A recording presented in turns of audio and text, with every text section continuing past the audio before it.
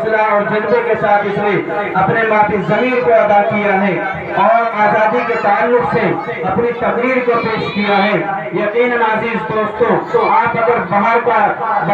बाहरी सफर का दौरा करें और दूर के मदरसे में तशरीफ ले जाएं और वहाँ जाकर के आप इसी ताल्लुक से और इसी प्रोग्राम की हैसियत से तशरीफ फरमा हो और वहाँ आप हजरात बच्चों को अपने सामने तकरीर पेश करता हुआ देखें तो उनके बारे में ये सवाल मदरसे वालों से जरूर करें कि ये इस मदरसे में तकरीर करने वाला ये तालिब इल्म तुम्हारे इस मदरसे में क्या तालीम हासिल करता है। यकीनन आपको मालूम होगा कि वहाँ जो बाहर के मदरसे में जो ये हौसला और हिम्मत इस मदरसे में हिफ्ज़ के तालिब इल्म के अंदर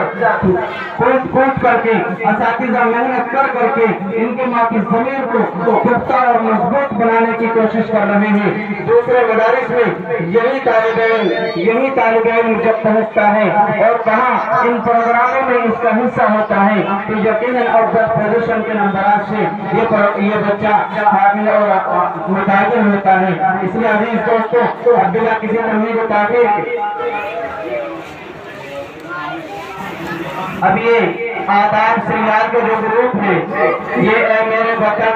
ये अपने पूरे ग्रुप के साथ तवज्जो के स्टेज पर तशरीफ लाए और अपना प्रोग्राम है मेरे प्यारे वतन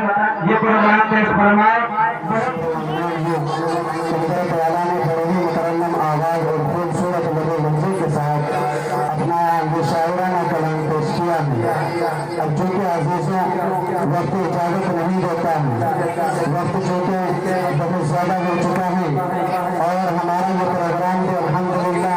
इख्तिताम पसीर होने वाला है। हमारे इस प्रोग्राम की एक बहुत ही अज़ीम मरतबत शख्सियत और आप हज़रात वाला के पड़ोसी और आप सब हज़रात के जानने वाले जनाब हज़रत अल-अक़दस मौलाना उबैदुर रहमान साहब दामत बरकातुहुल आलिया जो संगीत और गढ़ी की सरजमीन से ताल्लुक़ रखते हैं। हज़रत वाला हम सब के सामने स्टेज पर जलवा अफरोज़ है, लेकिन कबल इसको कि मैं हज़रत वाला को कुर्सी पर जलवा अफरोज़ करूँ, आप हज़रात से बड़े ही अदब के साथ दरख्वास्त है कि आगे मिल करके बैठ जाएँ और वो जो हज़रात खड़े हुए हैं उन्हें भी बैठने की जगह कहीं से मिल जाए और उन्हीं को बैठने का इंतजाम कहीं से हो जाए। आप हज़रात थोड़े से आगे को हो जाएँ और जो बच्चे शोर मचा रहे हैं इनसे भी दरख्वास्त है कि बहुत सुकून का माहौल बनाया